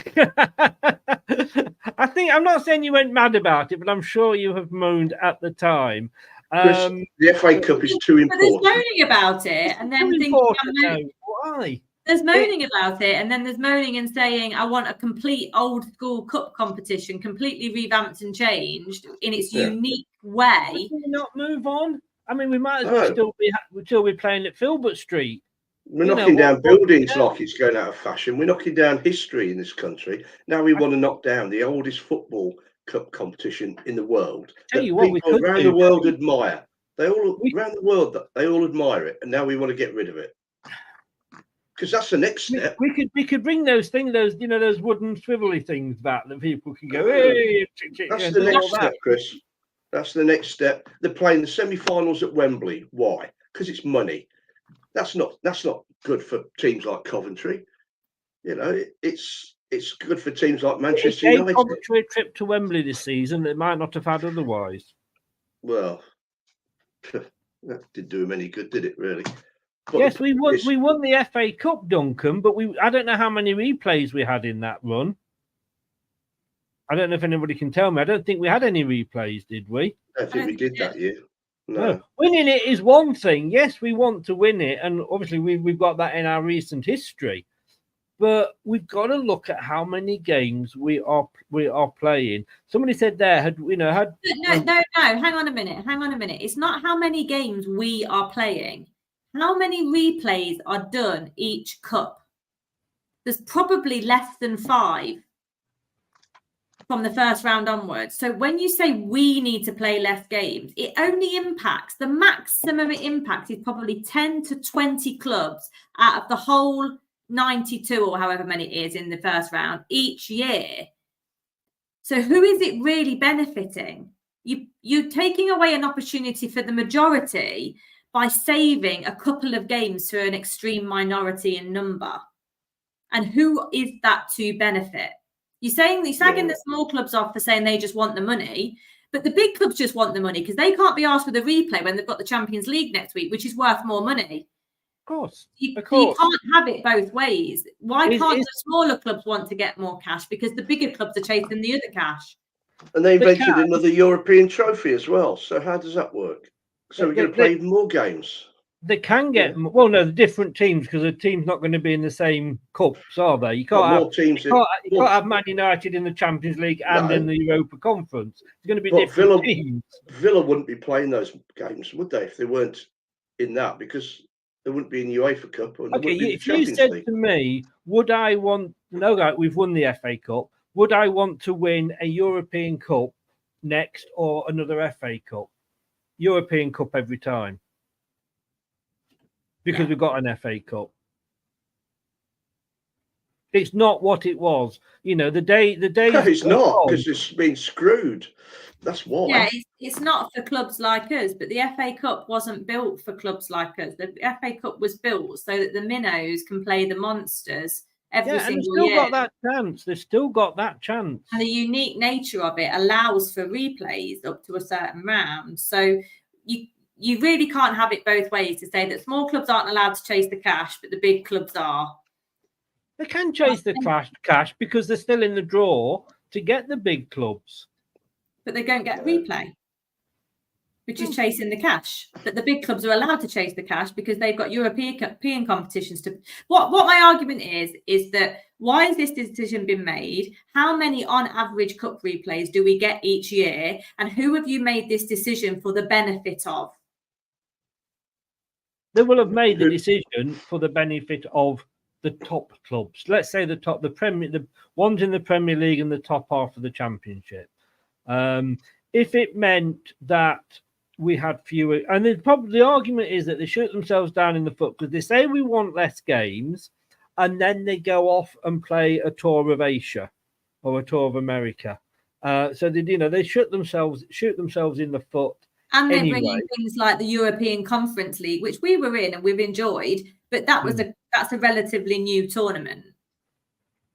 It is. Not sure of your point with that one, but just that more and more clubs are getting more and more European fixtures now because that can go down to 8th place in the Premier League and you get a European spot. Yeah, and none of them want replays in the FA Cup because they've got Europe on a Thursday. Exactly. No, it's just the FA. It's about choices. It's about whether the FA Cup's important to you and about whether the European Cup's important to you. But you would both be happy if we get back in the Premier League. We finish in 6th or 7th again and end up in the conference. You would be happy for us to have a fixture congestion where we're playing Tuesday, Thursday because we've got a replay to play. You'd be happy with that fixture congestion, would you? If we can't win the first game, we have a replay. Yeah. I don't ever feel aggrieved. I'm annoyed and it's frustrating, and tiredness and injuries can always creep in. But why does Leicester City's squad mean more than, say, a Rochdale team squad? Because we're Leicester City fans. It should have been a vote. We're talking about the FA Cup, though, not Leicester. It should have been a vote. No, but I'm talking about I'm putting my Leicester hat on and saying, do I want fixture congestion? No. I'd sooner have. Let's not enter the League Cup then. Yeah, I'd get rid of the League Cup. I would get rid of the League Cup because I think it's a. Let's get rid of non-league football. It's Manchester City win it every year. Gone are the days when a club like Leicester could win the League Cup. Now, again, because we won it. Remember, we had. Was it 3 or 4 brilliant seasons? I think 3. We won it twice and lost one in 3 seasons or 4. Do they have replays in the League Cup? Sorry? Do they have replays in the League Cup? So let's cut that out. Let's cut second legs of the League Cup semi-final. Why do we have 2 legs of that? Stick that at Wembley. Yeah. They can't do that. All right, let me give you. I mean, I'm just saying there's the whole tradition. And I'm coming on the other side now. I'm saying there are other ways that they can save, money. Yeah. Look, let's have a look for lower league clubs then. And they're saying this is a cash cow, etc., etc. Why don't we go back to having North and South in the bottom 2 divisions? Well, let's not worry about the bottom 2 divisions. Let's worry about non-league. No, we are worrying about the bottom 2 divisions because that's what the argument you're making here is that. Well, no, it's not just them. Not just them. It's non-league teams as well. Teams that are desperate for cash. All right, take it further down to not. I mean, if you go further down into non-league, and let's face it, non-league are never gonna get that far into the competition. Yes, a League 1 or 2 side maybe. Third round. But so it's very, very unlikely. But if you get down to the lower leagues, you have got North and South. You know, I got my team here, Paul, and they're whatever Vanarama 27th division they're in, it's South. Yeah, Why don't but we have that? You've still got Surrey teams travelling to Guernsey and Jersey to play. Yeah, So it's ridiculous. still- It's ridiculous yeah. because that's money. That's money that really they can't afford.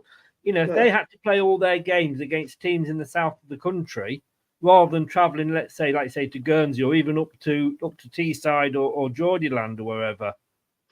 That's why they need a replay in the FA Cup to earn their money for the season, and that's Yeah, how but it what I'm works. saying, they could save some money by just having North and South divisions. No, they have no choice. They're dominated by the FA and the other idiot bodies. No, but what I'm isn't it? saying is, Dave, would that not be a way of helping those lower league clubs out? Yeah, and it's been done, hasn't it? But clubs It used to be done. It used to do. Yeah, Yeah, they used to do but it.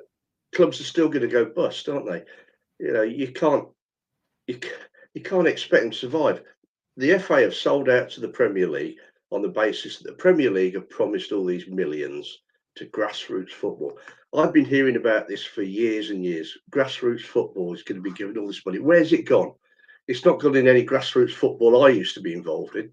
So where's it gone? You know? I've got another suggestion. Why, from the last 16 onwards, are we playing 2 legs of Champions League games? You're right, Duncan. Well, why don't you get rid of one of them then, Pep? Agreed. Get rid of one of them. There are a lot because of the cash. Yeah. No, I agree. There are a lot of, and I suppose I kind of get it with that. I don't agree with it, but I kind of get it with those games because. But then again, if you're drawn home, you're drawn home. It comes out the hat. It's called a cup. You It's know. a cup. It's not the best of. It's not a bloody snooker tournament. It's a cup. Yeah, and it should be knockout.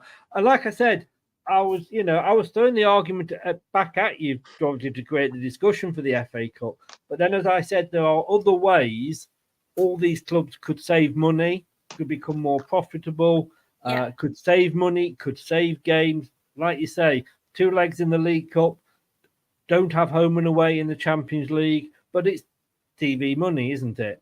Exactly. You know, I spent a lot of time at Leatherhead Football Club, and trust me, it wasn't just about the money. It was about going to Swansea for a replay when Swansea were in the first or second division. It was going to Colchester and beating them. It was going down to Brighton and beating Brighton when I think Peter Taylor was in charge. Cambridge, who when they were in the higher division. Peter Taylor's in charge, that people get beaten in the FA Cup. Well, no, not that Peter Taylor, the other one. Oh, right. Oh, Duffy's sorry. mate. Right. So I promise you, Chris, it's not just about the money. The money is a great factor, and it helped keep the season going. Yes, but it's not about that.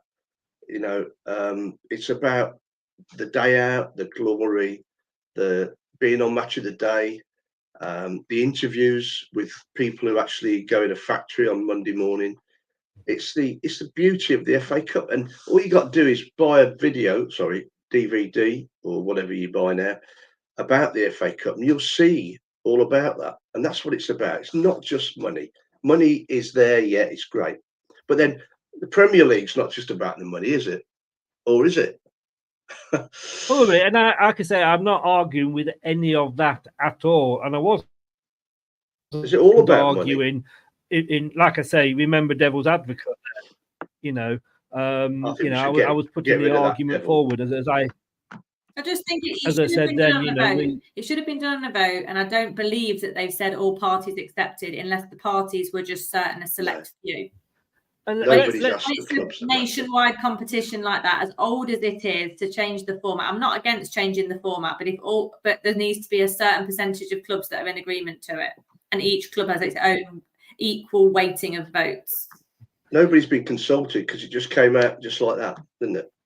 It just came out, and that was it. This is what we're doing. Not, we're going to have a meeting and discuss this with all the 92 league clubs, and B, the rest of the pyramid. If it had, it wouldn't have got through, would it? Let's be honest. You know. There you go then. But the other thing I want to say is, like, so these lower clubs get through, and let's say, for example, you know, you've got whichever, you know, TV stations are covering the FA Cup these days. I can't keep up with it. And you've got Man United drawing Manchester City in the third round. Or you've got Leatherhead drawing Leicester City. Which game is going to be on TV, Dave? Which game should be on TV? No. Which game would? Yes, I agree. Again, I agree 100%. But which game will be on TV? Because Sky would do Man United, Man City. BBC do Man United, Man City. Yeah, Man United, Man City. We don't see enough of them on telly, so we should get a chance to see them. Let's put it all in place that up to us, any club that is from a certain division should always be on the telly. Let them have the TV money, but they don't. I mean, the other answer to that is they wouldn't get drawn against each other because it'd be fiddled. Those but balls, it does happen. Let's be honest with you. Again, allegedly, not much. It does. Coventry got through. Chelsea always get a home draw. Liverpool tend to get a home draw, and all the others get away draws. So we're going down very litigious areas there, but yeah. Why not? But come and prove they don't do it. Why not? Because I can't afford a big solicitor, Dave. But if you want to pay for it, no. Yeah, no problem. But you know what I'm getting at here, don't you? You know that Man United, Man City, Arsenal, Tottenham, it happens. But when it happens, obviously, like 4th, 5th round, possibly, if you've got a Leatherhead through, or a Rochdale, or a Wickham, or somebody's through to the 4th, 5th round, that story is the story, is it not, Kate, that you want to be watching? As a neutral, I don't want to watch Man United, Man City. You can give two hoots about them. If I want to watch them, I'll go and get a Sky Pass. But I'd love to see Wickham take on. This is all kind of outside discussion points, because the discussion point is, should replays be scrapped or not? And if everything else stays the same, I don't think they should. If you are then saying that there's a story developing in the third round because we've got a minnow versus a big club, then you are guaranteed to be on TV. And you can get rights, etc., to sort of compensate for the withdrawal of the replay fixture.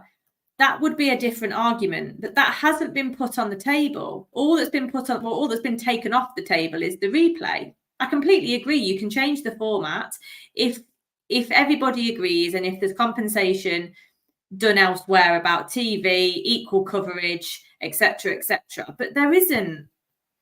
There just isn't, and it's stacked in favour of the big clubs all the time. Like Leatherhead want a replay. They couldn't give a monkeys whether Man City have Real Madrid in 3 days' time. It's nothing to do with them. Why should anybody else care? It's up to Man City what they do.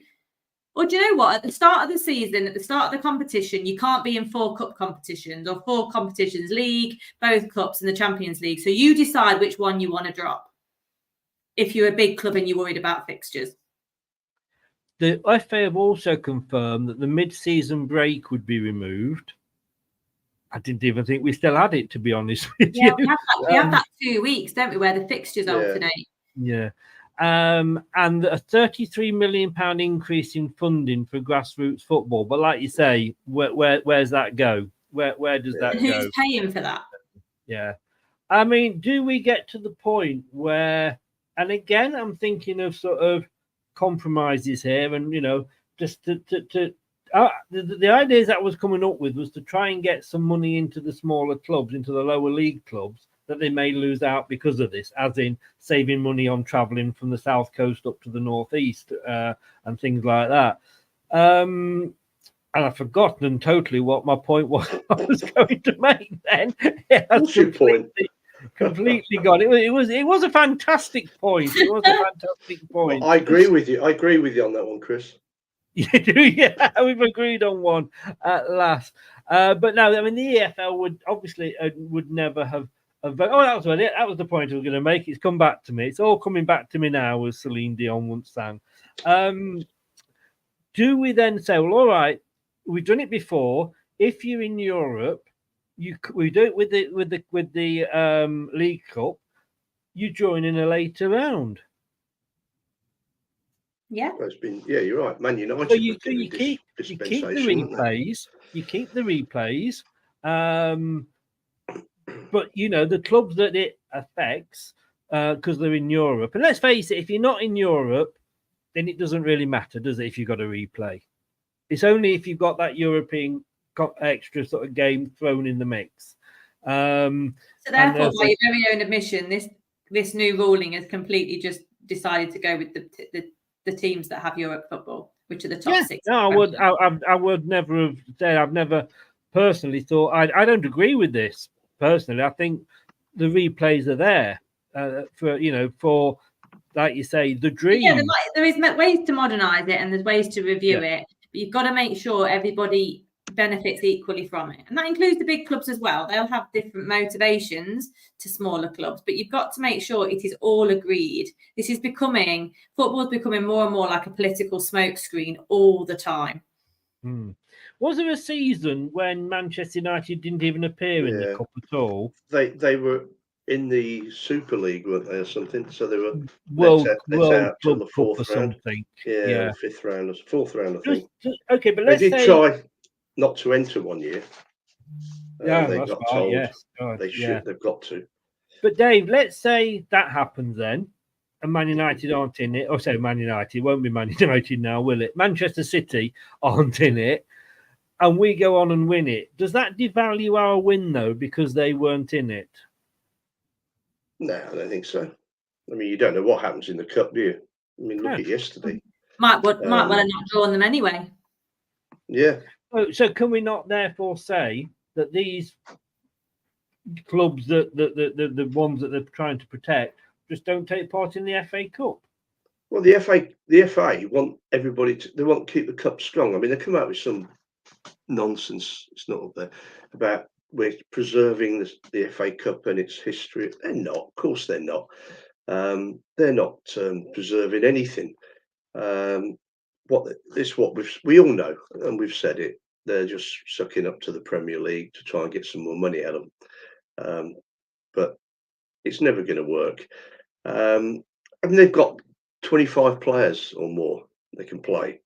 That's 2 teams. As you said, Arsenal did it in the League Cup and they got to the final. So, it can't be that difficult to put your reserves out against Stevenage or somebody like that and beat them.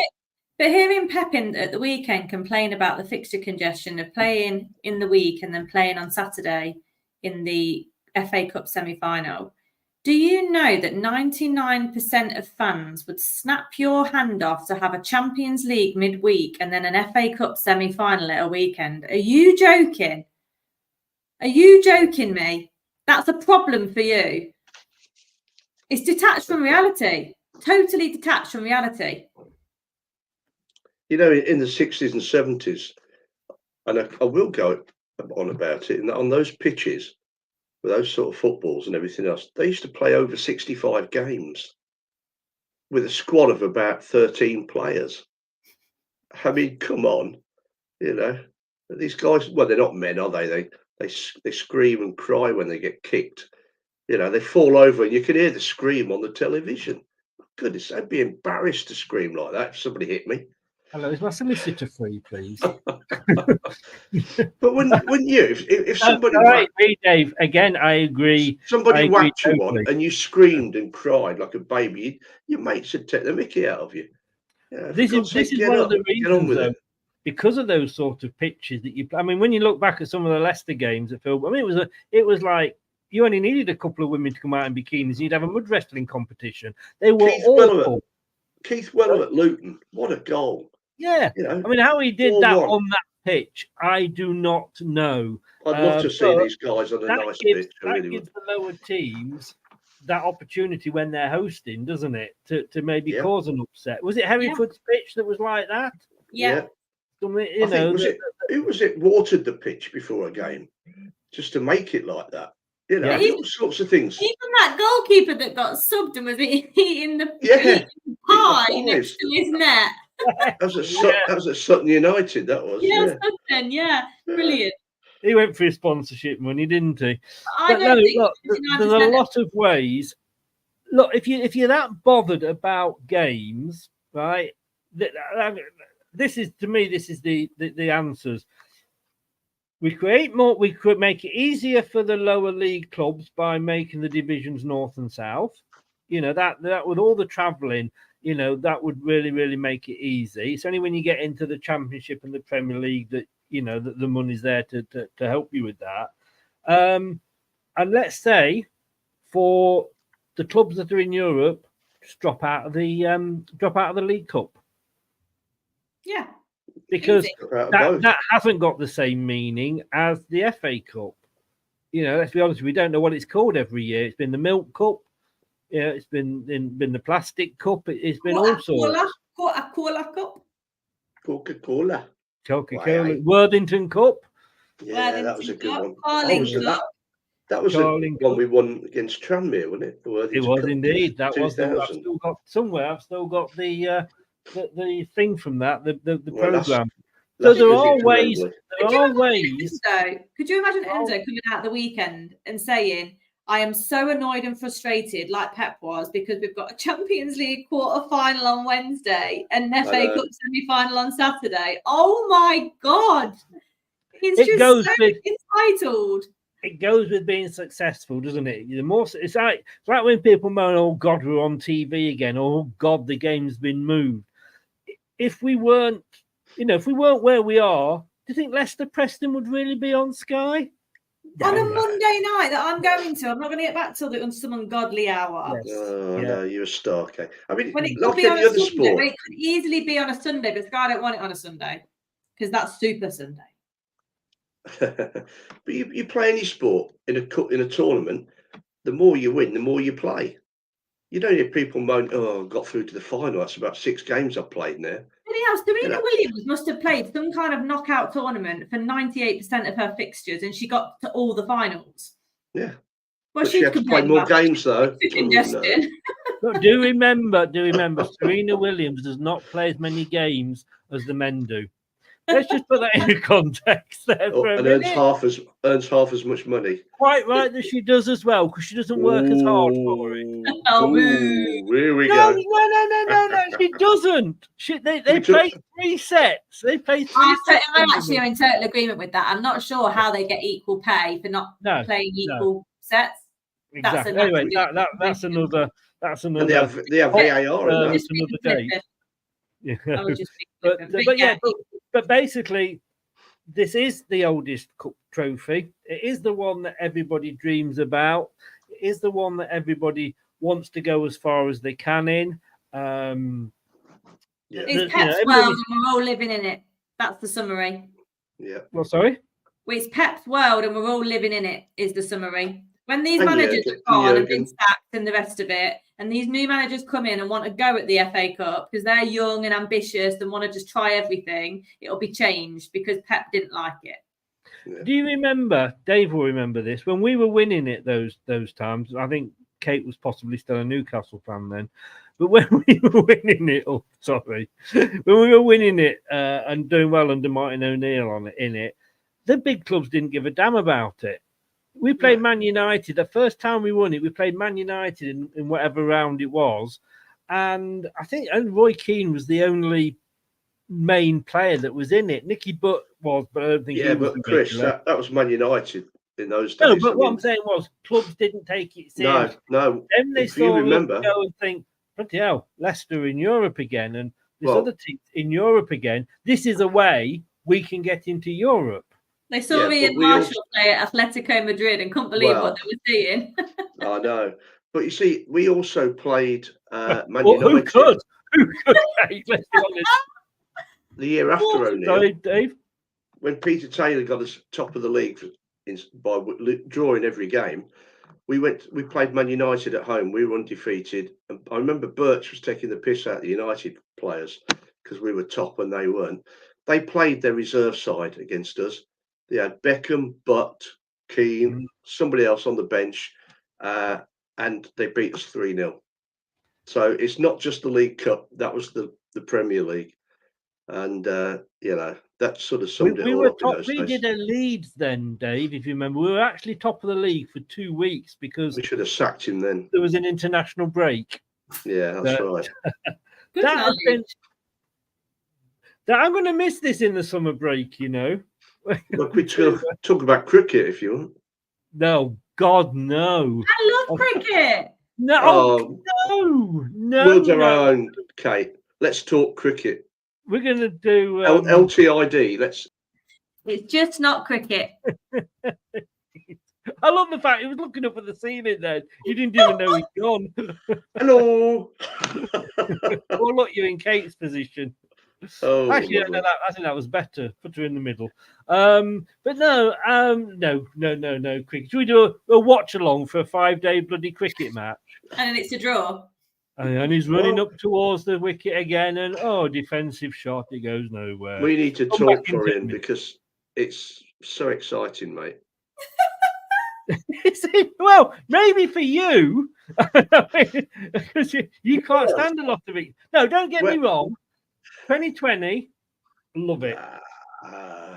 That's not cricket. 5-day cricket. Honestly, it bores the sock. I remember Jeffrey Boycott. Well, that's not cricket either. That was just resistance. But you, He was. what He are the was a sports? jacker of his day, wasn't he?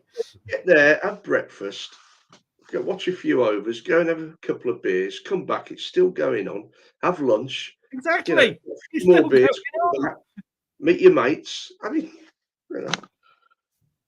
what else could you do that at? It'd be all over. I mean, I'll tell you what I was surprised at. I don't know whether this is true. On Saturday, everybody had gone before the end. Yeah, Notice?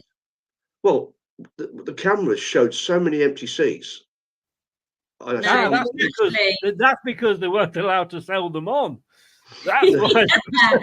Yeah. The guy with his COVID pass is still at the turnstile. That's what happened there. Well, seriously, it looked empty to me. No, it was actually the opposite. I think more people than normal stayed, but gathered around like the concourse entrance bit to kind of clap the players and get closer to the pitch, which is what I did. I brought down from my seat and then stayed there and waited for them to come round and stuff. And then the club did a really nice touch, actually. They, at the end, they played... what did they play at the end? They played Vardy's on Fire, Your Defence is Terrified, that actual track. They played the Dakar song, Waka Waka Shakira, and they played Voulez-Vous, because that's Fatou's song. So they actually played like the chants of the fans, which was brilliant. It was actually a really good thing to do, and it was very buoyant. I haven't really properly heard this Fatou Voulez-Vous song, because I'm a lover. Do sing it to us, Kate. I need to remember it now.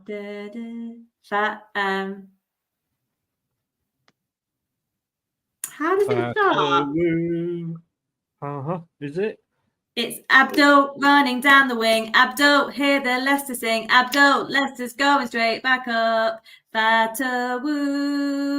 Abdul running down the wing. Abdul, hear the Leicester sing. Abdul, Leicester's going straight back up. It's brilliant. I didn't think of ABBA then, to be honest with you. Brooks Spears, possibly. It's Voulez-Vous. Abdul. Yeah, exactly. You got Duncan excited. Nice touch, and that buoyed the crowd a lot, actually. Oh God, you're going to miss me for 5 weeks when I'm in Australia. Yeah, when are you going? September time. If you stay on afterwards, Dave, I'll give you the dates. And can I just say, Kate, thank you very much for your videos. And don't even go there, Dave. But videos that she sent from the ground. Normally charge for them, so you're all right. Have you not had them, Dave? Not from the ground, no. Oh God. Well, I mean, you might not have got the free pass for OnlyFans. I don't know. But thank you very much. Do keep sending those through. There were some good ones there. My discount code is Dave. Oh no. Hello, Mr. and Mrs. Blakey. Yeah, the videos were all right actually this weekend. I got some good ones, I think. You did. Now you The got one some with very good Hardy ones. was really funny. He was on it. Oh, I on love that Saturday. one. I love that one. Yes. And if you want to watch those videos, you can scan it in under Dave there. The black one is TikTok, and the red one is Instagram. Follow us on both of those. And I just realized I haven't done an on this day yet today, so I'm going to say thank you very much and for coming in. Well done, Kate. Hope it went well earlier on the BBC. A legend in our lives. Dave's always talks about the Loch Ness Monster. Oh, thank you. That's not the Loch Ness Monster, Kate. No, just pleased Although to see Kathy you. has told us it is a bit of a monster, but I don't think it's the Loch Ness one. Anyway, we were 58 minutes gone. Just always bring it down, don't we? Come on, Middlesbrough. I'm off to watch the end of the game, But no, Kate, thank you very much. Are you going tomorrow night? Yes, I am. We'll send you the link. Dave, are you coming on tomorrow night? I'm in Leatherhead tomorrow, so I could be. Is it the FA Cup replay? I could be catching the train back. Lord. We just never knew it. If I can get through off the train on Southern Rail, I will. I'll send you the link, mate. If you get it, you get it. You can always ban me if it all goes wrong. It depends how many beers I've had. Well, as long as you not had a whiskey with the other woman upstairs. No, it's downstairs, upstairs, downstairs. If it's upstairs, you she'd be on the roof. Downstairs, Dave. I don't mind. I take my whiskey anyhow. Oh dear! Come on, Bora. What about you, Kate? Are you an upstairs or a downstairs person? Oh dear! She's not answering that. I don't blame her. What was her. that? Sorry, I missed it. I said, are you an upstairs or a downstairs person? Neither. You have a mezzanine, do you? When whiskey's She's a bungalow. You trying to say Kate's not got much up top? That's not very nice. No, I meant in here. Don't be rude. Don't be rude. Oh, sorry. That's what makes this rude, is it? I'm sorry. Yes, it is. I was just thinking it upstairs, downstairs. That was all. Nothing else about personal bodily functions or things or faculties or Is it me or does Dave always look confused? I was just thinking, always. why does Dave look drunk all of a sudden? I don't know. Water. One of the other. Water. You need some more whiskey with it. Actually, it's vodka. That's your granddaughter's cup, You got a isn't Tommy it? Tippy there, Dave. Yes. You got a Tommy Tippy there.